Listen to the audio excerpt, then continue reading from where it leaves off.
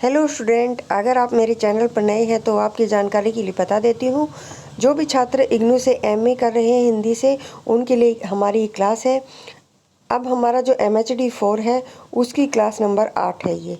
अगर आपने पहले की क्लास नहीं देखी है तो पहले उनको देखना, ताकि आपको ये अच्छे से समझ में आ जाए। तो फिर चलिए आज की क्लास को हम शुरू करेंगे।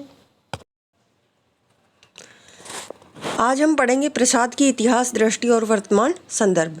प्रसाद ने ऐतिहासिक नाटकों का सृजन सह-अभिप्राय किया। अपने ऐतिहासिक नाटकों में अतीत के जीवन आदर्शों एवं देशभक्त के स्वरूप धर्म चिरंतन तव को गौरव गायन अपने युग की राष्ट्रीय चेतना को प्रेरित करने के लिए ही किया। उन्होंने छायावादी रोमांस प्रवणता के साथ स्कंदगुप्त के प्रेम के स्वरूप धर्म को उसी रूप में रूपायित किया जैसा उनके अपने युग में था। आचार्य रामचंद्र शुक्ल ने लिखा है, यद्यपि प्रसाद के नाटक ऐतिहासिक हैं, पर उनमें आधुनिक आदर्शों और भावनाओं का आभास इधर उधर बिखरा मिलता है। स्कंदगुप्त और चंद्रगुप्त दोनों में स्वदेश प्रेम, विश्व प्रेम और आध्यात्मिकता का आधुनिक रंग बराबर मिलता है। कामना, स्कंदगुप्त, चंद्रगुप्त, अजातशत्रु और ध्रुवस्वामिनी आदि नाटकों में आधुनिक युग की जिन समस्याओं का चित्रण हुआ है, उनसे यह विदित होता है कि जैसे प्रसाद अतीत के इतिहास में अपने समय की राष्ट्रीय जातीय चिंताओं एवं स्वातंत्र्य के प्रयत्नों और व्यवधानों को प्रतिबिंबित करने का प्रयास कर रहे थे। प्रसाद जी वस्तुतः अतीत को वर्तमान से कटा हुआ कालखंड नहीं मानते थे। वे इतिहास को इस प्रक्रिया को समझते थे कि कैसे इतिहास की पुनरावृत्ति हुआ करती है। इस प्रक्रिया को दृष्टि में रखकर ही प्रसाद ने ऐतिहासिक नाटक रचे हैं। उनकी इतिहास संबंधी धारणा सभ्यता और संस्कृति की धारणा से मिली हुई है। अतः व्यापक इतिहास विषयक अपनी इस समझ का संकेत देते हुए अजातशत्रु की भूमिका में वे लिखते हैं, इतिहास में प्राय घटनाओं की पुनरावृत्ति होते देखी जाती है। इसका तात्पर्य यह नहीं है कि उसमें कोई नई घटना होती ही नहीं, किंतु असाधारण नई घटना भी भविष्य में फिर होने की आशा रखती है। मानव समाज की कल्पना का भंडार अक्षय है, क्योंकि वह इच्छा शक्ति का विकास है। इन इच्छाओं का कल्पनाओं का मूल सूत्र बहुत ही सूक्ष्म और अपरिस्फुट होता है। जब वह इच्छा शक्ति किसी व्यक्ति या जाति के केंद्रीभूत होकर अपना सफल विकसित रूप धारण करती है, तभी इतिहास की सृष्टि होती है। इसलिए इसी नज़रिए के इतिहास को देखते हुए वे किसी जाति को अपना आदर्श संगठित करने के लिए इतिहास के आईने का उपयोग अपेक्षित मानते हैं। विशाख की भूमिका में उन्होंने लिखा है, इतिहास का अनुशीलन किसी जाति को अपना आदर्श संगठित करने के लिए अत्यंत लाभदायक होता है। हमारी गिरी दशा को उठाने के लिए हमारी परंपरा के अनुकूल जो हमारी जातीय सभ्यता है, उससे बढ़कर उपयुक्त और कोई भी आदर्श हमारे अनुकूल होगा ही नहीं। हमें पूर्ण संदेह है कि मेरी इच्छा भारतीय इतिहास के अप्रकाशित अंश में से उन प्रकांड घटनाओं का दिग्दर्शन कराने की है, जिन्होंने हमारी वर्तमान स्थिति को बनाने का बहुत कुछ प्रयत्न किया है। इससे यह स्पष्ट होता है कि प्रसाद ऐतिहासिक इतिवृत्त में जातीय जीवन को संपादित करने वाले उन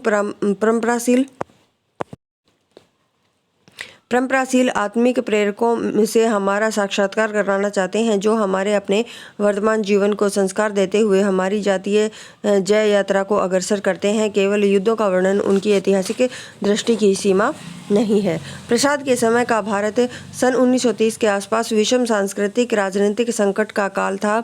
भारत में जैसे विदेशी शासकों का प्रभाव बढ़ता जा रहा था, यह दुष्प्रभाव भी जोरों से होने लगा था कि भारतीय लोग अर्ध सभ्य हैं, सांस्कृतिक विकास की दृष्टि से काफ़ी हीन और पिछड़े हुए हैं। उनका न कोई गौरवपूर्ण इतिहास रहा है, न सभ्यता या संस्कृति। उसकी तुलना में अंग्रेजी सभ्यता और संस्कृति बहुत महान है। इस प्रचार का भारतीय जनमानस पर बहुत गहरा प्रभाव पड़ा। अंग्रेजों का भारत पर अपना सांस्कृतिक वर्चस्व स्थापित करने का यह एक कलुषित षड्यंत्र था। ऐसे ही विषम संकट काल में प्रसाद ने भारतीय सांस्कृतिक आध्यात्मिक चेतना के स्वर को अपने ऐतिहासिक नाटकों के माध्यम से बड़ी प्रखरता के साथ व्यंजित किया था।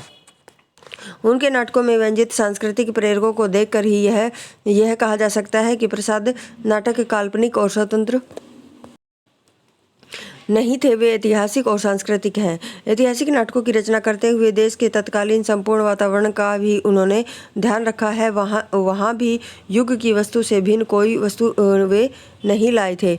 उनके नाटकों के इसी कारण पर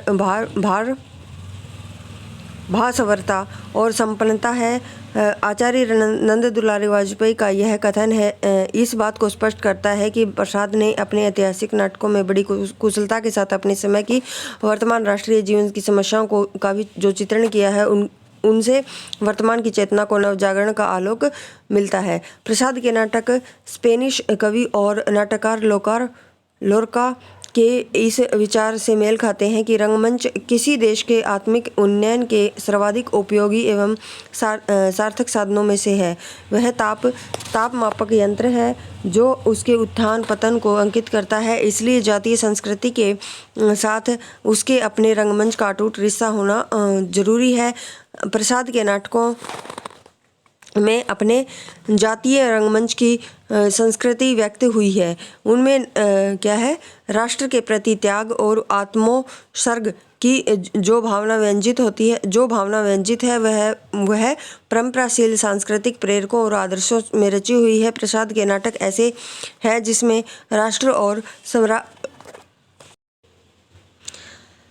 राष्ट्र अपने सम्राट को उद्धार युद्ध में सेनानी बनाने के लिए पुकारता है, जिसमें वीर विदेशी आक्रमण का सामना करते हैं और स्कंदगुप्त नाटक के बंधु वर्मा की तरह अपने प्राणों की आहुति देते हैं, जिनमें अक्षत्रियता और सांप्रदायिकता का खंडन कर राष्ट्रीय एकता की प्रतिष्ठा की जाती है। स्कंदगुप्त नाटक के अंक 2 और दृश्य 5 में यह मंतव्य बहुत मुखर है। किसी भी समय के इतिहास का एक देशकाल होता है। उस देशकाल का स्वरूप और विकास 3 तत्वों के योग से होता है। एक तत्व चिरंतन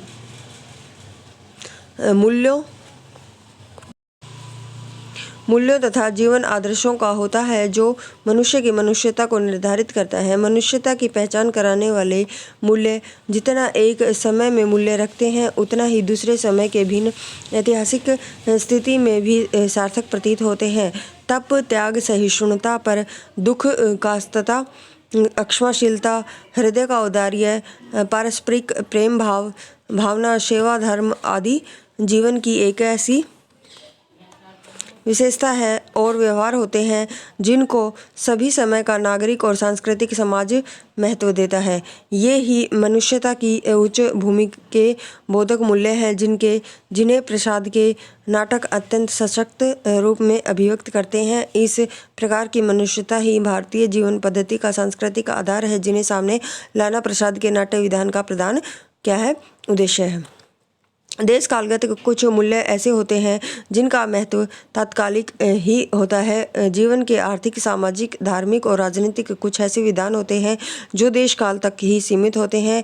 एक विशेष देश काल में उनका महत्व होता है, बाद में मूल्य सार्थक नहीं होते। ऐतिहासिक नाटकों की रचना करते हुए प्रसाद ने देश काल के तत्कालीन वातावरण एवं मूल्यों पर का भी पूरा ध्यान रखा है। इसके कारण उनके नाटक अधिक समय अनुकूल अतः प्रासंगिक प्रतीत होते हैं।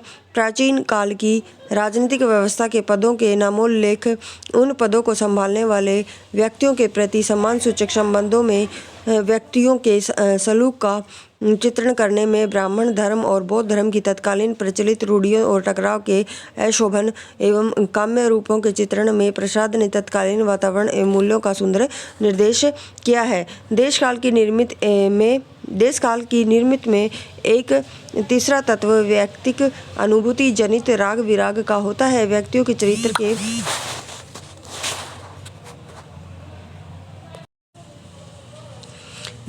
चरित्र के कुछ नैसर्गिक भावनाएं ऐसी होती हैं जो उसके जीवन के सम विषम रस विरस रूप को व्यक्त करती हैं। प्रसाद के नाटकों में चरित्र चित्रण एक इस प्रकार घटित होता है जिसमें व्यक्तिक अनुभूति की खोज का भाव अधिकाधिक सामने आता है। स्कंदगुप्त में जो इस केंद्र विशेष से ही चरित्र चित्रण क्या है संपन्न हुआ है। नारी पुरुष के प्रेम संबंधों के मूल्य की खोज उसकी व्यक्तिक अनुभूति के भीतर से ही की गई है। इस प्रेम के मूल्य चित्रण में प्रसाद स्वार्थ लिप्त भोग प्रायण रूप को नहीं, अशरीरी रोमांटिक भावना को महत्व देते हैं। स्कंदगुप्त में देवसेना का चरित्र इसलिए विशिष्ट लगता है क्योंकि उसमें अशरीरी रोमांटिक भावना की प्रधानता है। अनंत देवी और विजया का चरित्र इसलिए कुरूप लगता है क्योंकि उनकी प्रेम अनुभूति स्वार्थ लिप्सा युक्त एवं क्या है भोगोन्मुखी है। निष्कर्ष यह है कि प्रसाद के जो नाटक हैं ऐतिहासिक देशकाल को उसकी सामग्री में प्रस्तुत करते हैं। उनका ऐतिहासिक बोध एक समय की कुछ लड़ाइयों तक सीमित नहीं होता है। उस युग के व्यक्ति समाज आर्थिक दशा गृह कलह आदि सभी स्तरों पर क्या है नाट्य वस्तु को विकसित करते हुए जीवन के ऐसे मूल्य प्रस्तुत करते हैं जो उनके अपने युग की स्वतंत्रता संग्राम की चेतना और सांस्कृतिक नवजागरण के मूल्यों की दृष्टि से सशक्त आधार प्रदान करते हैं। इस अभिप्राय की अभिव्यक्ति करके स्वतंत्रता संग्राम में संलग्न देशवासियों के लिए राष्ट्रवादी मूल्यों का ठोस आधार प्रस्तुत करते हैं। क्या कुछ राष्ट्र को संगठित करता है और क्या कुछ उसे विघटित करता है, इससे हमें वे अवगत कराते हैं। इस रूप में प्रसाद के नाटकों की समय सामयिक सार्थकता है। आगे हम पढ़ेंगे स्कंदगुप्त में इतिहास और कल्पना। जो स्कंदगुप्त नाटक है प्रसाद का, उसकी क्या है इतिहास और कल्पना पढ़ते हैं। स्कंदगुप्त का कथानक निर्मित करते हुए प्रसाद ने इतिहास और कल्पना के समन्वय में भी अपनी मौलिकता का परिचय दिया है। प्रसाद इतिहास को अतीत की स्थूल घटनाओं का उल्लेख ही नहीं मानते अपितु उन घटनाओं के संदर्भ में मानवता की जय यात्रा का संधान भी करते हैं। इसे अन्वेषण में तत्पर प्रसाद की सृजनात्मक कल्पना स्कंदगुप्त की स्थूल घटनाओं के ताने बाने के बीच से ही अंतर्वस्तु के नाना विविध रूपों रंगों को संयोजित करती रहती है। यही उनके नाट्य वस्तु विधान की निजी मौलिकता है। उनके नाट्य विधान में अंतर्वस्तु का चमत्कार एवं विस्तार बाह्य वस्तु योजना स्थूल ऐतिहासिक घटनाओं के क्रम विकास से अधिक या विशिष्ट है। नाटक में अंतर्वस्तु कहीं दर्शन और संस्कृति की अंतः प्रेरणा के दिग्दर्शन के रूप में संयोजित है। इस दृष्टि से स्कंदगुप्त का अंक 5 दृश्य और 2 अंक 5 और दृश्य 2 अंक 2 का दृश्य 1 दृष्टव्य है। कहीं रहन सहन की पद्धतियाँ और उन्नति अवनति के कारणों के विश्लेषण में प्रत्यक्ष होती हैं। मनोभावों या अंतर्द्वंद्वों के चित्रण में प्रकाशित होती है। विचारधाराओं और सामाजिक धार्मिक संस्थाओं की स्थितियों के चित्रण के रूप में नियोजित हुई है। अंतर्वस्तु के दबाव के कारण ही एक अंक में अनेकानेक दृश्यों को अवतरित करना पड़ा। अंतर्वस्तु की योजना बाह्य घटना व्यापार से बिल्कुल अलग थलग पड़ी हुई तो नजर नहीं आती है, किंतु इससे कथावस्तु का अतिरिक्त विस्तार अवश्य हुआ है। अंतर्वस्तु को रंग प्रयोग में समेट कर दिखलाना दुष्कर अवश्य प्रतीत होता है। स्कंदगुप्त के कथानक का ऐतिहासिक स्रोत और उसमें क्या है कल्पना के रूप रंग देखते हैं। अब प्रस्तुत नाटक की कथावस्तु अतीत भारत का स्वर्णयुग कहे जाने वाले गुप्त साम्राज्य के उस काल खंड से संबंधित है जब उसमें विघटन की स्थितियां पैदा हो गई थी। 5वीं शताब्दी में कुमारगुप्त महेंद्र द्वितीय गुप्त साम्राज्य का सम्राट बना। वह विलासी प्रकृति का शासक था। उसकी 2 रानियां थी, देवकी और अनंत देवी। देवकी बड़ी रानी थी और इतिहास में बड़ी रानी का नाम उल्लेख प्राप्त नहीं होता है, किंतु कोई नाम होना तो स्वाभाविक है, अतः नाटक में इसे प्रसाद ने कल्पना से एक नाम दिया। वो क्या? देवकी नाम दिया। और देवकी उदार मना नारी थी। उनका यह इतिहास समत चरित्र नाटक में बरकरार है। स्कंदगुप्त उन्हीं का पुत्र है। महादेवी का पुत्र होने के नाते गुप्त साम्राज्य का उत्तराधिकारी भी था। किंतु छोटी रानी अनंत देवी एक महत्वाकांक्षी नारी थी। अपने जीवन के अंतिम दिनों में कुमार गुप्त पूरी तरह से अनंत देवी के अधीन हो गया था। अनंत देवी अपने पुत्र पुरगुप्त को गुप्त साम्राज्य का उत्तराधिकारी बनाने के लिए कृत संकल्प थी। इसके फलस्वरूप देवकी स्कंदगुप्त के विरुद्ध षड्यंत्र और ग्रह कलह का सिलसिला शुरू हुआ। यह एक इतिहास प्रसिद्ध तथ्य है। अनंत देवी और भट्टारक भिन्न भिन्न कारणों से स्कंदगुप्त के विरोधी थे। इतिहास में इस बात का जिक्र कहीं नहीं मिलता कि अनंत देवी के स्कंदगुप्त विरोधी षड्यंत्र में भट्टारक भी सम्मिलित था। प्रसाद ने नाटकीय संघर्ष की तीव्रता को तीव्रता प्रदान करने हेतु उनके सहयोग की कल्पना कर ली है। इतिहास के साक्ष्यों को सुरक्षित रखते हुए प्रसाद अपनी सृजनात्मक कल्पना से ऐसे पात्रों और प्रसंगों की उद्भावना कर लेते हैं जिनमें नाटक का देश काल और ऐतिहासिक बोध प्रणवान हो उठता है। किंतु स्कंदगुप्त में बहुत से ऐसे पुरुष पात्र स्थानों प्रसंगों को अवतरित किया गया है जो काल्पनिक है, किंतु वे इतिहास के देशकाल और वातावरण के विपरीत होने का आभास नहीं देते हैं। वे देशकाल और वातावरण की सामान्य दशा और सांस्कृतिक वैचारिकता को व्यक्त करने के माध्यम हैं।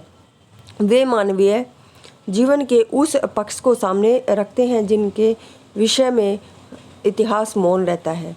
इस नाटक में खिंगल, प्रपंच बुद्धि, मुद्गल, प्रख्यात कीर्ति आदि पुरुष पात्र प्रसाद की कल्पना की ही उपज है। नारी पात्रों में जयमाला, देवसेना, विजया, कमला, रामा, मालती भी क्या है? कल्पित पात्र हैं। इसी प्रकार मालव द्वारा स्कंदगुप्त में सहायता मांगना, मालव पर हूणों का आक्रमण, अनंत देवी, प्रपंच बुद्धि एवं भट्टार के षड्यंत्र से जुड़े प्रसंग जैसे शमशान भूमि का प्रसंग, कुंभा की रणभूमि में स्कंदगुप्त का लहरों में बह जाना, देवसेना तथा विजय का स्कंदगुप्त की ओर आकृष्ट होना, मातृगुप्त और कालिदास का एक ही पात्र होना, मातृगुप्त और मालिनी का प्रेम प्रसंग आदि नाटक के कथानक में गुथे हुए काल्पनिक प्रसंग हैं।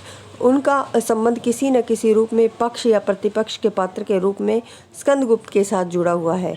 ये प्रासंगिक जो कथाओं के रूप में नाटक में आते हैं, नाटक के साध्य को निखारने में, उद्देश्य को रेखांकित करने में और नायक की फल प्राप्ति में बाधक या साधक बनकर नाटक के अंतर्बाह्य संघर्षों को गति देने में इनका अपना योगदान है। मूल कथा वस्तु का ताना बाना इतिवृत्त प्रदान बना रहता है। कल्पित पात्र और प्रसंग उसमें कोई ऐसी बाधा पैदा नहीं करते हैं जिससे ऐतिहासिकता को क्षति होती है, अपितु वे देशकाल के वातावरण को सजीव बनाते हैं, इतिहास के भीतर निहित संस्कृति को प्रकाशित करते हैं। इसलिए कहा जाता है कि प्रसाद के ऐतिहासिक नाटक सांस्कृतिक स्कंदगुप्त इसका ज्वलंत उदाहरण है। नाटक के वस्तु तत्व को प्रभावित करने वाला एक अन्य संदर्भ प्रेम प्रसंगों का है। इस प्रसंग की अंतर्वस्तु नाटक के मुख्य क्रिया व्यापार को कहीं अनुकूल तो कहीं प्रतिकूल रूप से प्रभावित करती हुई प्रारंभ से अंत तक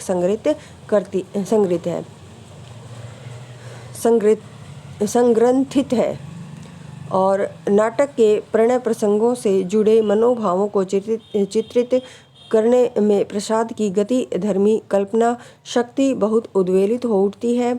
कथा वस्तु की गत्यात्मकता की उपेक्षा करके भी प्रणय अनुभूतियों और प्रेम दर्शों को चित्रित करने के लोभ का स्मरण नहीं कर पाते। स्कंदगुप्त के प्राय सभी अंकों में युद्धों के साथ प्रेम प्रसंग और गृह कलह की कथा व्यथा लिपटी हुई है। प्रसाद का यह विश्वास रहा है कि मानव जीवन के श्रेष्ठ गुण मान या मूल्य नारी के कारण ही पृथ्वी पर टिके हुए हैं। इसलिए प्रस्तुत नाटक में नारी चरित्र के प्रेम आदर्श के माध्यम से प्रसाद ने भारतीय संस्कृति के उज्ज्वल आदर्शों मूल्यों को प्रकाशित करने का प्रयास किया है। नारी के प्रेम से जो उत्सर्ग, तप, त्याग, उच्चता, सभ्यता और क्षमाशीलता मिलती है, वह भारतीय संस्कृति का प्राण तत्व है। नाटक में नारी पात्र कमला, रामा, देवसेना, देवकी आदि के चरित्र हैं जो उत्सर्ग, उच्चता और सभ्यता लक्षित करते हैं। वे प्रसाद की दृष्टि से भारतीय संस्कृति के आधारभूत तत्व हैं। नाटक में विजया और अनंत देवी के रूप गर्व और वासनात्मक प्रेम का असत रूप चित्रित करते सत प्रेम को अधिकाधिक निखारने का प्रयत्न किया है। स्कंदगुप्त के 5वें अंक की योजना के अन्य उद्देश्यों के साथ एक उद्देश्य यह भी है कि असत नारी पात्रों विजया, अनंत देवी और पुरुष पात्रों भट्टारक, सर्वनाग का हृदय परिवर्तन करके उन्हें राष्ट्रहित और राष्ट्र उद्धार के कार्यों में लगाया जा सके। स्कंदगुप्त में स्वयं स्कंदगुप्त जब मोहग्रस्त होते हुए देवसेना से कहता है कि देवसेना, एकांत में किसी कानन के कोने में तुम्हें देखता हुआ जीवन व्यतीत करूँगा। देवसेना से कहता है, क्या देवसेना एकांत में किसी कानन के कोने में तुम्हें देखता हुआ जीवन व्यतीत करूँगा। साम्राज्य की इच्छा नहीं, एक बार कह दो तो देवसेना अपनी श्रेय गर्भित प्रेम भावना का परिचय देती हुई कहती है, तब तो और भी नहीं। मालव का महत्व तो रहेगा ही, परंतु उसका उद्देश्य भी सफल होगा। आपको अक्रमण्य बनाने के लिए देवसेना जीवित न रहेगी। प्रसाद के सभी ऐतिहासिक नाटकों में इसी डरे का रोमांस प्रवण प्रेमादर्श प्रकट हुआ है। स्कंदगुप्त में श्रृंगार मूलक प्रेम की जो अंतर्धारा बही है, उद्देश्यों से उच्च मानव प्रेरित है। राष्ट्र प्रेम की संवेदना को तीव्र करने की हेतु इस धुरी से हटा हुआ प्रेम प्रसाद की नज़र में प्रेम का बेसुरा राग है। स्कंदगुप्त में चरित्र चित्रण की विशिष्टता, इसको पढ़ते हैं।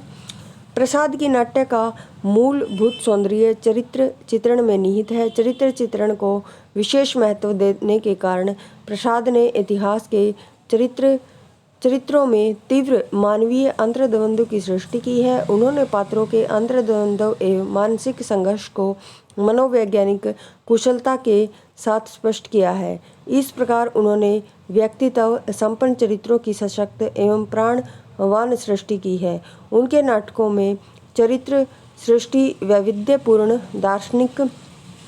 वैविध्यपूर्ण है एवं प्रत्येक पात्र की अपनी अलग पहचान बनती है।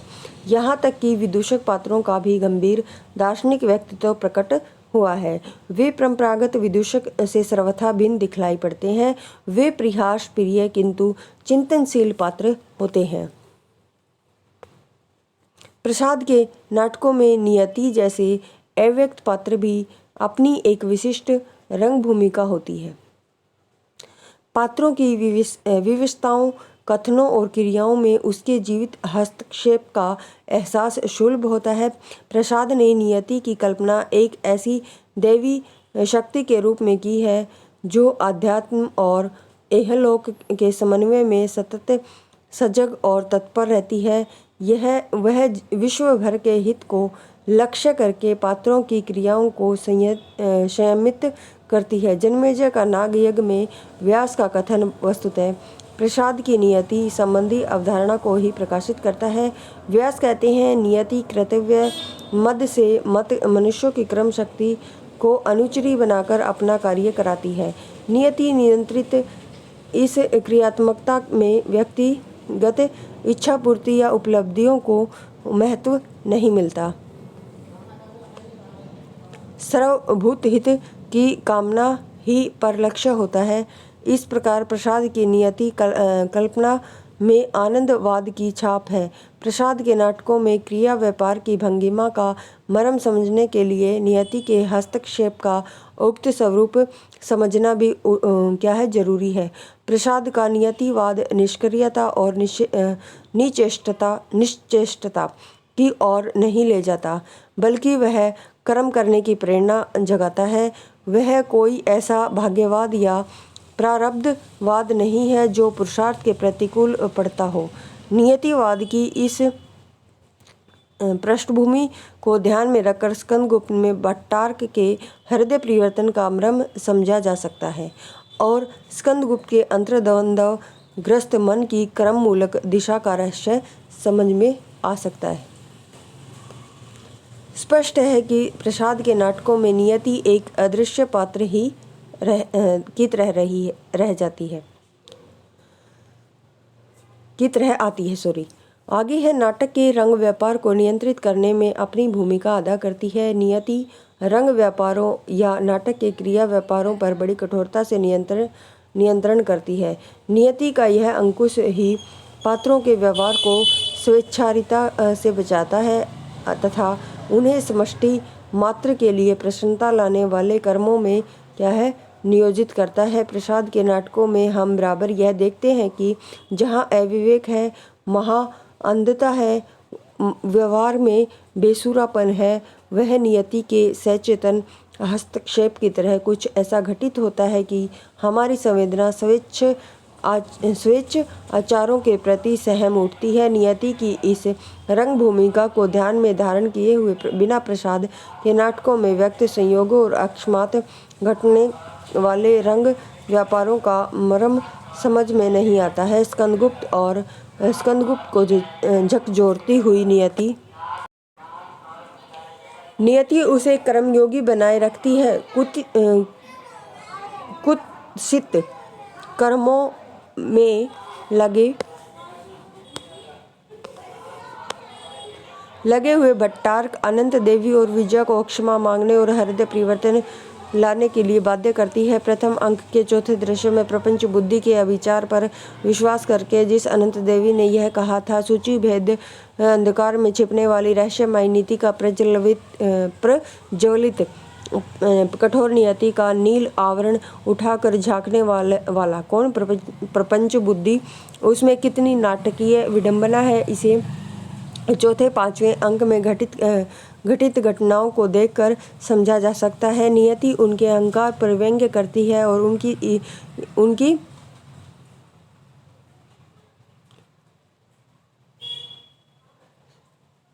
उन्हें किस दयनीय स्थिति को प्राप्त कराती है, यह सहज ही दृष्टव्य है। नियति उनके अभिचार और कुघातों का फल चखाती है। उसके इस हस्तक्षेप का मर्म जान लेने पर दर्शक कुनीतियों और कुचालों से अनायास ही सहम उठता है।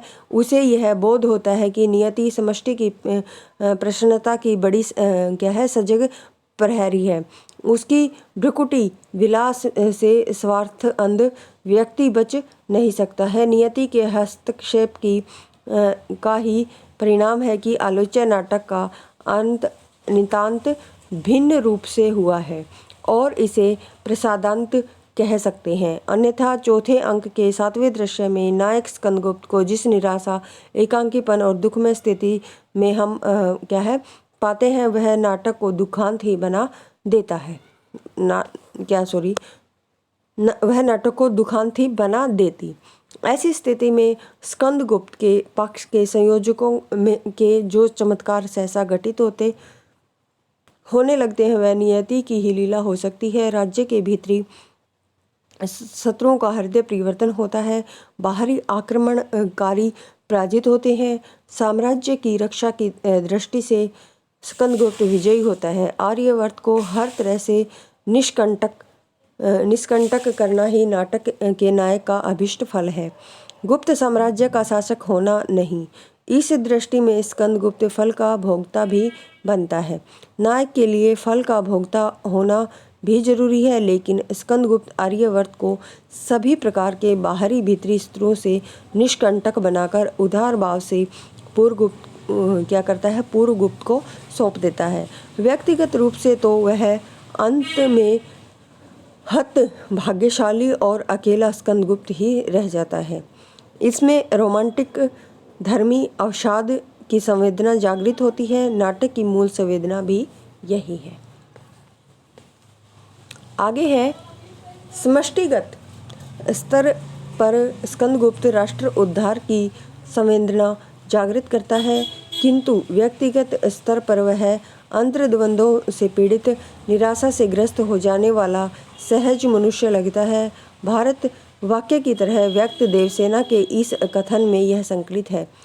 कष्ट हृदय की कसौटी है, तपस्या अग्नि है। सम्राट यदि इतना भी न कर सके तो क्या, सब अक्षण सुखों का अंत है। जिसमें सुखों का अंत न हो, इसलिए सुख करना ही न चाहिए। मेरे इस जीवन के देवता और उस जीवन के प्राप्य क्षमा। अंक 5 दृश्य 6 है। प्रसाद के नाटकों में चारित्रिक वैविध्य, मनोवैज्ञानिकता, मानवीय क्रियाकलापों के अभिष्ट मंतव्य को लक्ष्य करके ही आलोचकों ने उनके नाटकों को चरित्र प्रधान नाटक माना है। आचार्य नंद दुलारी वाजपेयी लिखते हैं, प्रसाद जी के कवि थे, इसलिए वस्तु विन्यास उनकी विशेषता नहीं है। चरित्रों की सजीवता और बहुरूपता उनका सर्वप्रथम गुण है। व्यक्ति के चित्रों के अंकन में उन्हें अधिक सफलता मिली है। चरित्र निर्माण संबंधी उनकी दूसरी विशेषता ये है कि उन्होंने सभी पात्रों में अलग व्यक्ति योजना का ध्यान रखा है। प्रसाद के नाटकों में चरित्र चित्रण प्रधान होने के कारण उसके अंगभूत मनोवैज्ञानिक पक्ष का सुंदर निरूपण हुआ है। डॉक्टर नगेंद्र भी प्रसाद की नाट्य सृष्टि के इस महत्व को रेखांकित करते हैं। स्पष्टतः ये नाटक चरित्र के द्वंद्व को लेकर चले हैं। उनकी सबसे बड़ी विशेषता चरित्र निर्माण में है। आधुनिक हिंदी नाटक है ये। आगे देखिए, आगे है नाट्य सृजन में चरित्र चित्रण की प्रधानता को सूचित करने वाला तत्व अंतर्द्वंद्व है। अंतर्द्वंद्व मानवीय चरित्र को सजीव बनाता है। इस तत्व की समूह उपस्थिति में ही क्या है, पात्र सहज और जीवित मनुष्य लगता है। तथापि प्रसाद का अंतर्द्वंद्व विधान द्विजेंद्र लाल राय, बंगला साहित्य के ऐतिहासिक नाटकों के नाटककार हैं। कौन? द्विजेंद्र लाल राय से तत्वतः भिन्न है। द्विजेंद्र लाल राय ने पात्रों के अंतर्द्वंद्व को अति नाटकीय भाव अतिरेक के साथ व्यक्त किया है, जो अतिरिक्त संवेदनात्मक संलापों और अकारण उच्छ्वासों के रूप में फूट पड़ा है। राय की चरित्र सृष्टि शाहजहां, नूरजहां, चाणक्य आदि में क्या है, तीव्र अंतर्द्वंद्व का उन्मादकारी उद्वेलन परिलक्षित है। प्रसाद का अंतर्द्वंद्व विधान अंतर्द्वंद्व का चमत्कार मात्र प्रदर्शित करने के लिए नहीं, अपितु मनुष्य जीवन की विषमता में समता अथवा मानवीय भावनाओं, विचारों एवं क्रियाओं के बेसुरे रागों को उभारते हुए जीवन की चिर आनंदमयी लय की व्यंजना के हेतु नियोजित है। स्कंदगुप्त में विजया के अंतर मन की अलयात्मक वासना की भागदौड़ को लक्ष्य करके जब देवसेना वह कहती है कि विजया प्रत्येक परमाणु के हिलने में एक लय है, मनुष्य में ने अपना स्वर विकृत कर रखा है, इसी से तो उसका स्वर विश्व वीणा में शीघ्र नहीं मिलता। पांडित्य के मारे जब देखो जहाँ देखो बेताल बेसुरा बोलेगा, तब वह अंतर्द्वंद्व के भीतर से ही जीवन की आनंदमयी लय की प्राप्ति की सार्थकता का ही महत्व प्रकट करती है। इससे यह स्पष्ट होता है कि व्यक्तियों के अंतर्द्वंद्व का निरूपण करते हुए प्रसाद नागरिक जीवन में कहीं भी क्या है, उच्च श्रृंखलता, अहमन्यता, असहिष्णुता, अंधरूढ़ी के ढंग में से क्या है शास्त्रीय लीक पीटने वाले अनुभव विहीन पांडित्य के चमत्कार को महत्व नहीं देते। उसका मानवीय सोच सामाजिक है, नितांत व्यक्ति वैचित्र्य प्रक नहीं है। इसके अंतर्द्वंद्व विधान के भीतर प्रज्ञा या अनुभव सापेक्ष समझदारी से देश काल और परिस्थिति के स्वरों को पहचानने की प्रक्रिया अक्षुण्ण है रहती है। उसमें अपने नाटक में प्रसाद, राष्ट्र प्रेम, स्त्री पुरुष के सहज प्रेम प्रवाह तथा नागरिक रिश्तों के टूटने और बनने की स्थितियां सामने लाते हैं। वे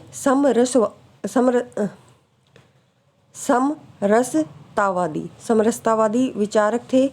इसी परिप्रेक्ष्य में अंतर्द्वंद्व चित्रण को एक अर्थवान रूप में डालते हैं।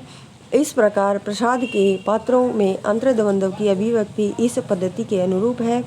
उसमें द्विजेंद्र लाल राय की तरह संशय की आतुरता ही नहीं, रस व्यंजकता भी है। इसलिए यह कहा जाता है कि प्रसाद के नाटकों में गहरा रस और अंतर्द्वंद्व का समन्वय हुआ है।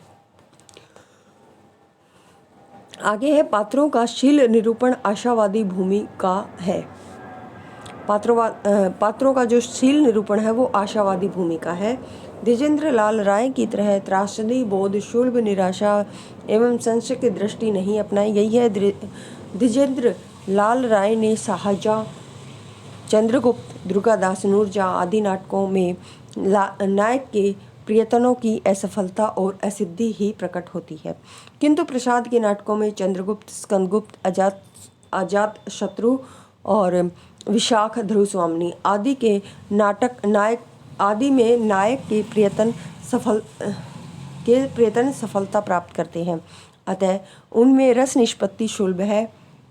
चरित्र चित्रण को मनोवैज्ञानिक रूप देने के लिए प्रसाद ने पात्रों के अंतर्द्वंद्व को विरोधी स्थितियों के बीच निर्मित किया है, किंतु उसे नितांत निराश और संशयग्रस्त भी नहीं होने दिया है।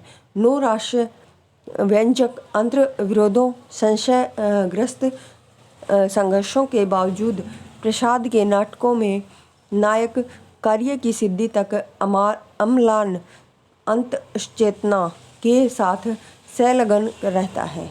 मलिनता अथवा निराशा से पराभूत या हतचेत नहीं होता, दृढ़ता से कार्य सिद्धि में जुटता है। स्कंदगुप्त में आशावादी दृष्टि से चरित्र चित्रण का एक कलात्मक प्रभावशाली रूप दिखाई देता है। चरित्र चित्रण में स्वच्छंद चेतना का संयोजक परिलक्षित है, जैसा कि पाश्चात्य आलोक E.M. फास्टर का मत है। यदि किसी लेखक की चेतना रोमांटिक धर्मी है तो वह मानवीय संबंधों को सुंदर रूप से ही देखेगा। उसके अंदर दिखलाई पड़ने वाले पारस्परिक घृणा द्वेष की कुत्सित नहीं होते। यही कारण है कि प्रसाद के नाटकों में दुष्टमती पात्रों की मोहांध दुर्बलता के भीतर लुप्त सुप्त सद्वृत्तियाँ अवसर पाकर उभर आती हैं। उनके चरित्र में भी एक प्रकार की सौम्यता और उच्चता का विकास सुलभ होता है। अजात शत्रु में समुद्रदत्त, चंद्रगुप्त में आम्भीर और स्कंदगुप्त में पुरुगुप्त, भट्टारक, विजय और अनंत देवी के चरित्र इस शैली में रूपायित हैं। उनके चरित्र का प्रभाव हमारे ऊपर इस रूप में नहीं पड़ता है कि वे सर्वथा खल पात्र हैं, अपितु इस रूप में पड़ता है कि वे नायक के प्रतिपक्ष में खड़े मोहांध पात्र हैं। नायक की करुणा और सहानुभूति पाकर उनके चरित्र उच्चता और सौम्यता का विकास होता है। तो आज की क्लास में इतना ही। आगे का हम अगली क्लास में करेंगे। अगर आपको ये क्लास पसंद आई तो चैनल को शेयर और सब्सक्राइब जरूर करें। धन्यवाद।